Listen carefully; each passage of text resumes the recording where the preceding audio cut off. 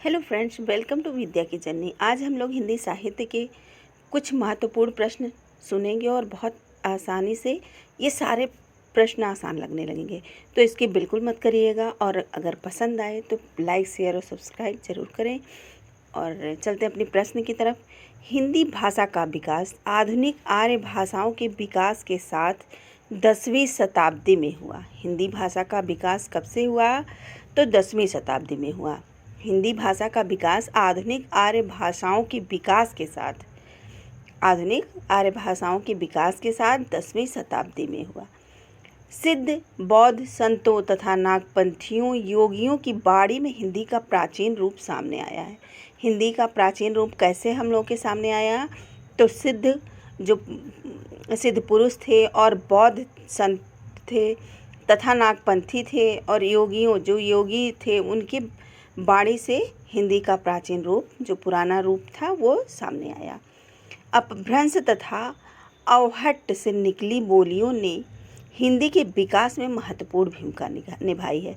हिंदी के विकास में महत्वपूर्ण भूमिका किसने निभाई है? तो अपभ्रंश तथा अवहट्ट से निकली बोलियों ने हिंदी के विकास में महत्वपूर्ण भूमिका निभाई है।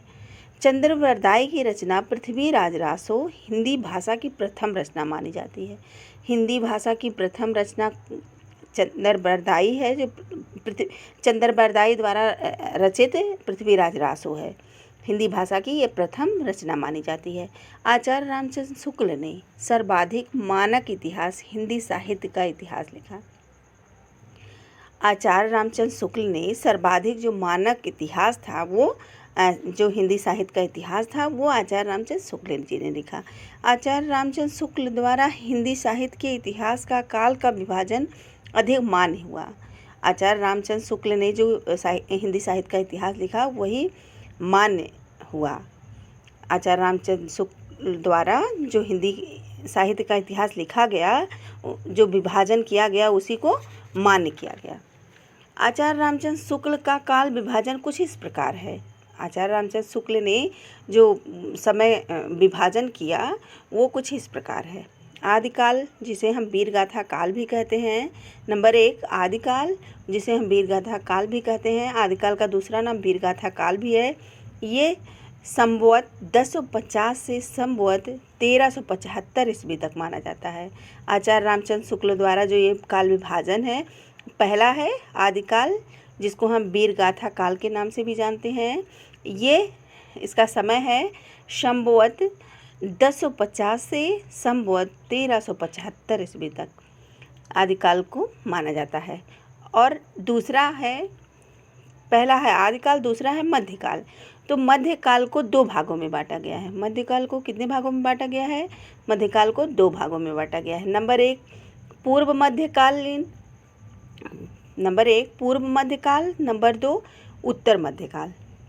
तो नंबर 1 पूर्व मध्यकाल को हम भक्तिकाल के नाम से भी जानते हैं। पूर्व मध्यकाल को हम भक्तिकाल के नाम से जानते हैं। इसका समय है संवत 1375 से संवत 1700 तक। 1375 से संवत 1700 तक पूर्व मध्यकाल, जिसे हम भक्तिकाल के नाम से भी जानते हैं, इसका समय है संवत 1375 से संवत 1700 तक। दूसरा है उत्तर मध्यकाल। उत्तर मध्यकाल, जिसको हम रीतकाल के नाम से भी जानते हैं। उत्तर मध्यकाल को हम रीतकाल के नाम से भी जानते हैं। इसका समय है संवत 1700 से संवत 1900 तक। इसका समय है संवत 1700 से संवत 1900 तक। तीसरा है आधुनिक काल। जो आचार्य रामचंद्र शुक्ल द्वारा काल का विभाजन है, वो तीसरा काल विभाजन है आधुनिक काल। पहला है आदिकाल, दूसरा है मध्यकाल, तीसरा है आधुनिक काल। तो तीसरा जो आधुनिक काल है, वो संवत 1900 से लेकर संवत 1984 तक माना जाता है। संवत 1900 से लेकर 1984 तक माना जाता है। आधुनिक काल 1900 से 1984 तक माना जाता है। आचार्य रामचंद्र शुक्ल के इतिहास में आधुनिक काल का विभाजन भारतेंदु काल, द्विवेदी काल तथा छायावाद के रूप में हुआ है। आचार्य रामचंद्र शुक्ल के इतिहास में जो आधुनिक काल का विभाजन है, वो भारतेंदु काल और द्विवेदी काल तथा छायावाद के रूप में हुआ है। जबकि 1936 ईस्वी के बाद छायावाद के अवसानोपरांत प्रगतिवाद नामक काव्यधारा का अभ्युदय हुआ। प्रगतिवाद का कब अभ्युदय हुआ? तो 1936 ईस्वी के बाद, जब छायावाद के अवसानोपरांत प्रगतिवाद नामक काव्यधारा का अभ्युदय हुआ। प्रगतिवाद के बाद प्रयोगवाद, नई कविता, सठोत्तरी कविता, समकालीन कविता का दौर आया। प्रगतिवाद के बाद प्रयोगवाद, नई कविता, सठोत्तरी कविता और समकालीन कविता का दौर आया। आदिकाल के दौरान रचना की प्रवृत्तियों में वीरगाथात्मकता की बहुलता को ध्यान में रखकर आचार्य शुक्ल ने इसे वीरगाथा काल भी कहा। आचार्य रामचंद्र शुक्ल ने वीरगाथा काल कहा। वीरगाथा काल का नाम किसने दिया? तो आचार्य रामचंद्र शुक्ल ने दिया। चंद्रबरदाई की पृथ्वीराज रासो, जगनिक की परमाल रासो। चंद्रबरदाई द्वारा पृथ्वीराज रासो लिखा गया और जगनिक के द्वारा परमाल रासो, और जज्वल की हमीर देव रासो। जज्वल की कौन सी रचना है? तो हमीर देव रासो है। जैसी रचनाएं रासो साहित्य के अंतर्गत आती हैं। जो हमीर देव रासो हैं जज्वल की, हमीर देव रासो किसकी रचना है? तो जज्वल की है। और ये रासो जो साहित्य के अंतर्गत आती है, ये सब रासो साहित्य के अंतर्गत आती है। विद्यापति, अमीर खुसरो तथा सिद्धनाथ संतों की रचनाएं भी इस काल में की गई। विद्यापति, अमीर खुसरो तथा सिद्धनाथ संतों की रचनाएं भी इस काल में की गई, आदिकाल में की गई। आदिकाल के रासो साहित्य में वीरगाथा काल की प्रधानता थी, तो विद्यापति, अमीर खुसरो, सिद्धनाथों के यहाँ धार्मिकता और श्रृंगारिकता जैसी प्रवृत्तियाँ भी मिलती हैं। आदिकाल के रासो साहित्य में, फिर से सुनिए, आदिकाल के रासो साहित्य में वीरगाथा काल की प्रधानता थी। किसकी प्रधानता थी? तो वीरगाथा काल की प्रधानता थी। विद्यापति, अमीर खुसरो, सिद्धनाथों के यहाँ धार्मिकता, श्रृंगारिकता जैसी प्रवृत्तियाँ भी मिलती हैं, जिस कारण आदिकाल को वीरगाथा काल कहना विवाद का विषय भी है। जिस कारण आदिकाल को वीरगाथा काल कहना विवाद का विषय भी है। आदिकाल की साहित्यिक रचनाएं कुछ इस प्रकार हैं। आदिकाल की साहित्यिक रचनाएं कुछ इस प्रकार हैं। पृथ्वीराज रासो, इसके रचनाकार हैं चंद्रबरदाई। पृथ्वीराज रासो के रचनाकार हैं चंद्रबरदाई। बिशल देव रासो के नरपतनाल हैं। बिशल देव रासो के नरपतनाल। खुमानमल रासो के हैं दलपत विजय। खुमानमल रासो जिन रचना है किसकी? तो दलपत विजय की रचना है। हमीर देव रासो जज्वल की है। हमीर देव रासो जो रचना है वो किसकी है? तो जज्वल की है। और परमाल रासो रचना जगनिक की है। कीर्तिलता, कीर्ति पताका, ये विद्यापति की रचना है। कीर्तिलता, कीर्ति पताका विद्यापति की रचना है। भक्ति काल में 3 प्रकार की काव्यधारा का विकास हुआ। भक्ति काल में कितने काव्यधारा का विकास हुआ? तो 3 काव्यधारा का विकास हुआ। भक्ति काल में 3 काव्यधारा का विकास हुआ। निर्गुण, सगुण और सूफी। निर्गुण, सगुण और सूफी। आचार्य रामचंद्र शुक्ल ने पूर्व मध्यकाल को भक्तिकाल कहा है। आचार्य रामचंद्र शुक्ल ने पूर्व मध्यकाल को भक्तिकाल की संज्ञा दी है। आचार्य रामचंद्र शुक्ल ने मध्यकाल को भक्तिकाल कहा है। भक्तिकाल में धार्मिकता प्रमुख प्रवृत्ति रही है। भक्तिकाल में जो सबसे प्रमुख रही है वो रही है धार्मिकता। कबीर निर्गुण भक्त संत थे। तुलसी तथा सूरदास के सगुण ईश्वर की भक्तिपरक रचनाएं की। तुलसी तथा सूरदास ने सगुण ईश्वर की भक्तिपरक रचनाएं की। जैसे कवि सूफी दर्शन से प्रभावित थे। जायसी जो थे वो सूफी दर्शन से प्रभावित थे। भक्तिकाल को 3 भागों में बांटा गया। भक्तिकाल को तीन भागों में बांटा गया। नंबर 1 सगुण काव्य धारा, नंबर 2 सूफी काव्य धारा, नंबर 3 निर्गुण काव्य धारा। फिर से सुनिए, भक्ति काल को तीन भागों में बांटा गया। भक्ति काल को तीन भागों में बांटा गया। नंबर 1 सगुण काव्य धारा, नंबर 2 सूफी काव्य धारा, नंबर 3 निर्गुण काव्य धारा। सगुण काव्य धारा जिसको दो भागों में बांटा गया। सगुण काव्य धारा को दो भागों में बांटा गया, कृष्ण काव्य धारा और राम भक्ति काव्य धारा। कृष्ण भक्ति काव्य धारा और राम भक्ति काव्य धारा। सगुण काव्य धारा को दो भागों में बांटा गया। पहला है कृष्ण भक्ति काव्य धारा, दूसरा है राम भक्ति काव्य धारा। अब भक्ति काल की साहित्यिक कुछ रचनाएं इस प्रकार है। भक्ति काल की जो साहित्यिक रचनाएं हैं वो कुछ इस प्रकार हैं। रचना है सूरसागर, ये सूरदास की रचना है। सूरसागर किसकी रचना है? तो सूरदास की रचना है। ये भक्ति काल की साहित्यिक रचनाएं हैं। सूरसागर सूरदास की रचना है। रामचरितमानस तुलसीदास की रचना है। रामचरितमानस तुलसीदास की रचना है। और बीजक कबीरदास की रचना है। बीजक कबीरदास की रचना है। और पद्मावत मलिक मोहम्मद जायसी की रचना है। पद्मावत जो है वो मलिक मोहम्मद जायसी की रचना है। मृगावती कुतुबन की रचना है। मृगावती जो है वो कुतुबन की रचना है। ये भक्ति काल की साहित्यिक रचनाएं हैं। भक्ति काल की साहित्यिक रचनाएं हैं। मृगावती कुतुबन की रचना है। मधुमालती मंझन की रचना है। मधुमालती जो है वो मंझन की रचना है। चित्रावली उस्मान की रचना है। जो चित्रावली है वो उस्मान की रचना है। भक्ति काल के साहित्यिक रचनाएं कुछ इस प्रकार हैं। सूरसागर सूरदास, रामचरितमानस तुलसीदास, बीजक कबीरदास, पद्मावत मलिक मोहम्मद जायसी, मृगावती कुतुबन, मधुमालती मंझन की रचना है और चित्रावली उस्मान की रचना है। उत्तर मध्यकाल को रीतिकाल कहा गया है। उत्तर मध्यकाल को क्या कहा गया है? तो रीतिकाल कहा गया है। उत्तर मध्यकाल को रीतिकाल के नाम से भी जाना जाता है। रीतिकाल में काव्य का उद्देश्य राज दरबारों के माध्यम से अर्थोपार्जन रह गया था। जो रीतिकाल में काव्य का उद्देश्य था वो राज दरबारों के माध्यम से अर्थोपार्जन रह गया था। राजा तथा सामंत अपने दरबार में कवियों को आश्रय प्रदान करना, गौरव की बात समझाते थे। जो राजा और सामंत थे अपने दरबार में कवियों को रखते थे और उनको उनकी गौरव की बात समझते थे। वही इस काल में कवि कविता की राज दरबार की शोभा मानते थे। कवियों को राज दरबार की शोभा मानते थे। जो उनकी कविता होती थी वो राज दरबारों की शोभा होती थी। आचार्यत्व, जो आचार्यत्व तथा काव्य की शिक्षा देने के लिए काव्य शास्त्रीय थे, विवेचन के दौरान काव्य रचना की गई।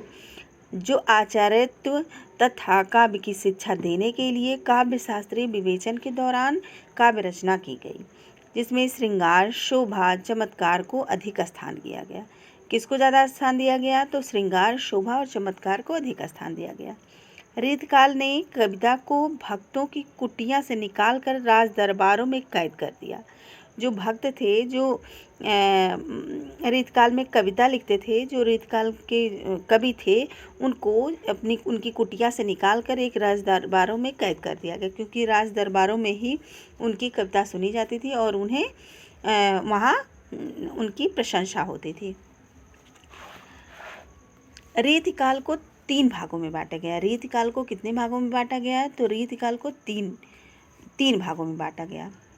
रीतिबद्ध नंबर 2, पहले है रीतिबद्ध, दूसरा है रीति सिद्ध, नंबर 3 है रीति मुक्त। रीतिकाल को तीन भागों में बांटा गया, रीतिबद्ध, रीति सिद्ध और रीति मुक्त नाम से। रीतिकाल को तीन भागों में बांटा गया, रीतिबद्ध, रीति सिद्ध, रीति मुक्त। रीतिबद्ध को दो भागों में बांटा गया। रीतिबद्ध जो था वो दो भागों में बांटा गया, काव्यांग विवेचन और श्रृंगारिकता। दो भागों में बांटा गया, एक काव्यांग विवेचन, दूसरा है श्रृंगारिकता। रीतिबद्ध कवि लक्षण ग्रंथों की रचना कर रहे थे। जो रीतिबद्ध कवि थे वो लक्षण ग्रंथों की रचना कर रहे थे। वे साहित्य की परंपरागत प्रवृत्तियों तथा रस, अलंकार, छंद इत्यादि पर अधिक जोर देते रहे। जो रीतिबद्ध कवि थे, जो रचनाकार थे, वे रस, अलंकार, छंद इत्यादि पर अधिक जोर देते रहे। श्रृंगार और प्रेम उनका वर्ण विषय रहा। श्रृंगार और प्रेम जो था वो उनका वर्ण विषय रहा। रीतिबद्ध कवियों की कविता रीतिबद्ध कवियों की तुलना में अधिक उत्कृष्ट रही। रीतिबद्ध जो कवि थे उनकी कविता रीतिबद्ध कवियों की तुलना में अधिक अच्छी रही, क्योंकि वे काव्यांगों के चक्कर में नहीं रहे। रीत मुक्त कवि स्वाधीन चिंतन दृष्टि द्वारा कविता करते रहे। जो रीति मुक्त कवि थे वे स्वाधीन चिंतन दृष्टि द्वारा कविता करते रहे। उनकी कविता रूढ़वादिता के विरुद्ध विद्रोह भी है। जो उनकी कविता थी वो रूढ़वादिता के विरुद्ध विद्रोह भी है। रीतिबद्ध कवि कौन से हैं? तो रीतिबद्ध कवि हैं केशव, चिंतामणि, मतिराम, देव, रसलीन इत्यादि। फ्रेंड्स पूछ सकता है कि इसमें से कौन से कवि रीतिबद्ध नहीं हैं या कौन से कवि रीतिबद्ध हैं। तो 4 दे देगा तो उसमें ऑप्शन आपको बताना रहेगा। तो अगर आपको पता रहेगा कि रीतिबद्ध कवि कौन से हैं, रीति सिद्ध कवि कौन से हैं, रीति मुक्त कवि कौन से हैं, तो आप बहुत आसानी से लगा सकते हैं। तो इस ऑडियो को ध्यान से सुनिए और मेरी बातों को उस समय याद कर लीजिएगा कि हम क्या बताई थी, तो आपको उस समय याद हो जाएगा। तो रीतिबद्ध कवि हैं केशव, चिंतामणि, मतिराम, देव, रसलीन इत्यादि। रीतिबद्ध कवि हैं केशव, चिंतामणि, मतिराम, देव, रसलीन इत्यादि।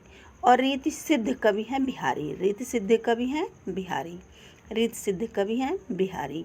रीति मुक्त कवि हैं घनानंद, ठाकुर, आलम, बोधा, भूषण इत्यादि। रीति मुक्त जो कवि हैं वो हैं घनानंद, ठाकुर, आलम, बोधा, भूषण इत्यादि। रीतिकाल की साहित्यिक रचनाएं कुछ इस प्रकार हैं। रीतिकाल की जो साहित्यिक रचनाएं हैं वो कुछ इस प्रकार हैं। बिहारी सतसई, ये जो रचना है बिहारी सतसई किसकी रचना है? तो बिहारी जी की है। बिहारी सतसई बिहारी की रचना है।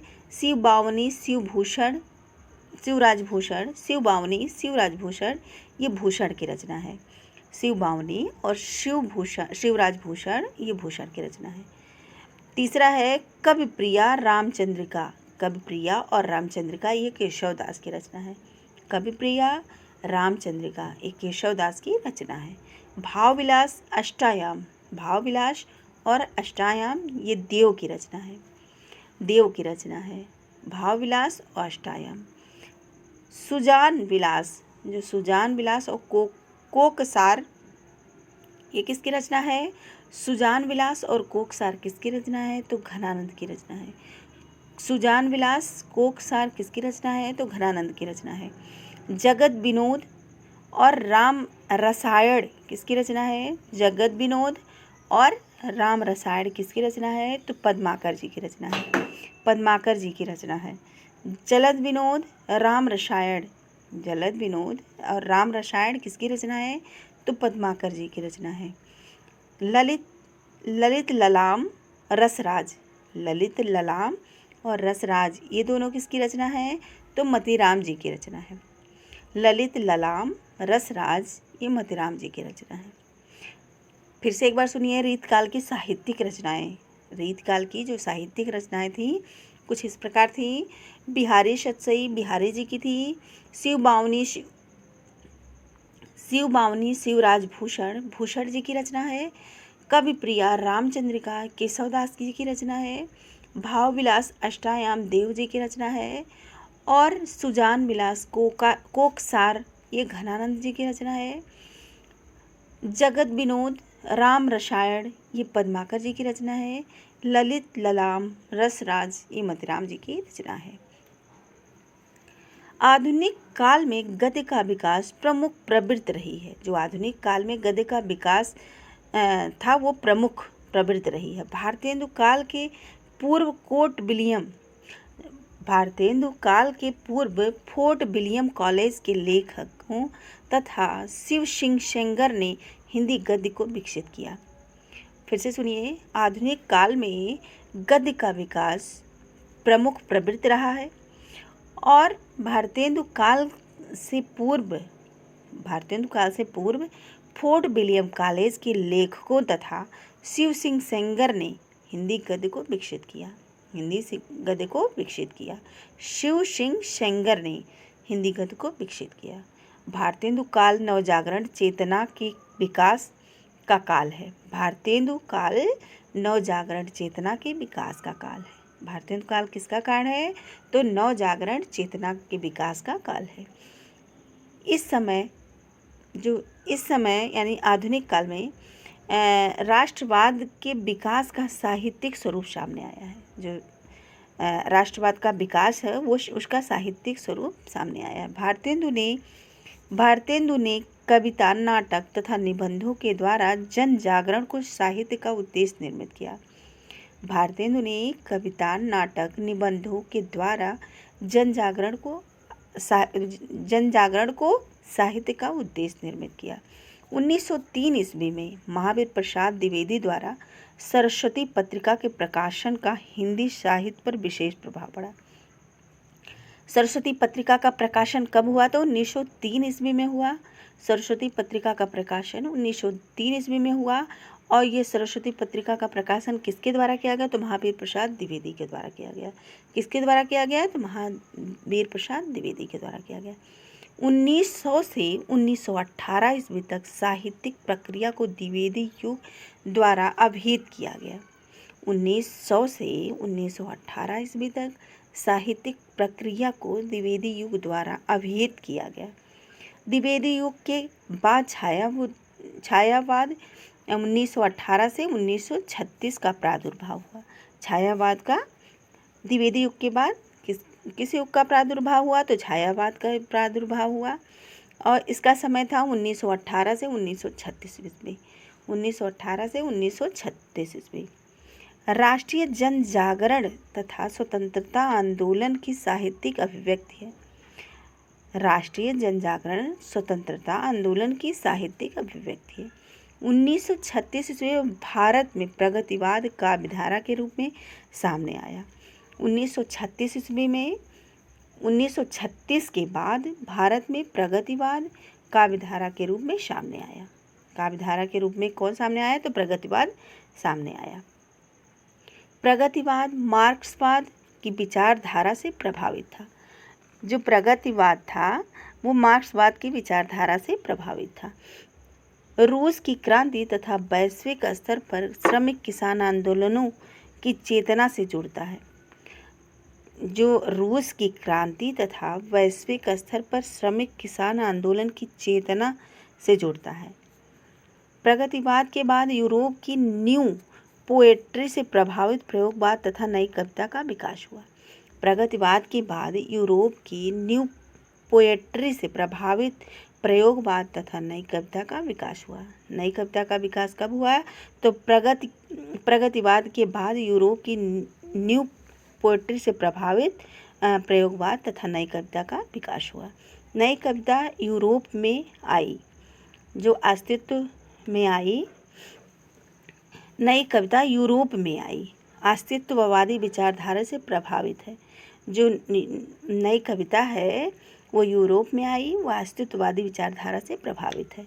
नई कविता आंदोलन समकालीन कविता की प्रवृत्तियों में समाहित हो गया। जो नई कविता का आंदोलन था वह समकालीन कविता की प्रवृत्तियों में समाहित हो गया। देश में आज़ादी के बाद वर्ष विषमता, जातिवाद, संप्रदायवाद, राजनीतिक, प्रशासनिक भ्रष्टाचार ने कवियों को प्रभावित किया। जो नई कविता आंदोलन हुआ उसमें समकालीन जो कविता की प्रवृत्तियों में समाहित हो गया।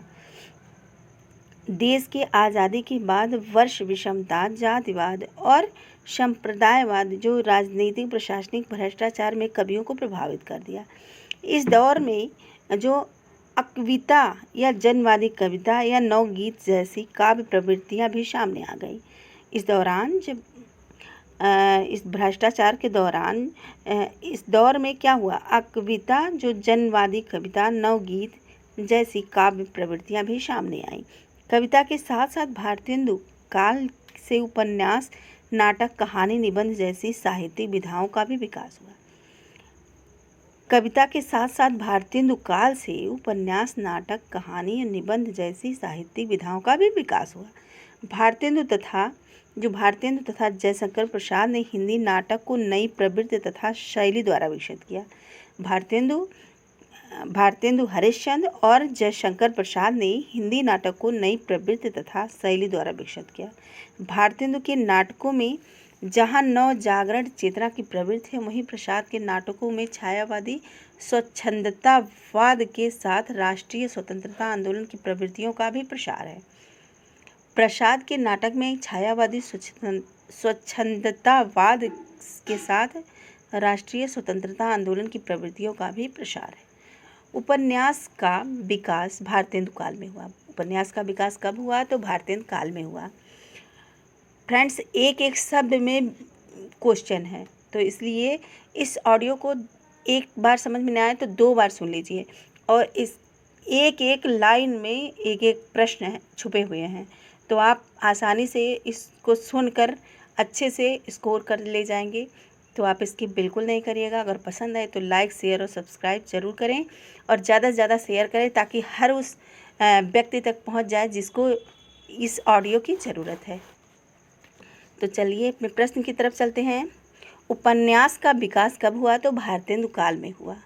एक प्रश्न है, अगर आ जाए कि उपन्यास का विकास किस काल में हुआ, तो आप बहुत आसानी से लगा सकते हैं कि भारतेंदु काल में उपन्यास का विकास हुआ। सामाजिक राजनीतिक समस्याओं को केंद्र में रखकर उपन्यासों की रचना की गई। जो सामाजिक राजनीतिक समस्या थी, उसको केंद्र में रखकर उपन्यासों की रचना की गई। स्वतंत्रता के बाद हिंदी ने कविता, नाटक, उपन्यास तथा कहानियों की रचना की प्रक्रिया से चरमोत्कर्ष को प्राप्त किया।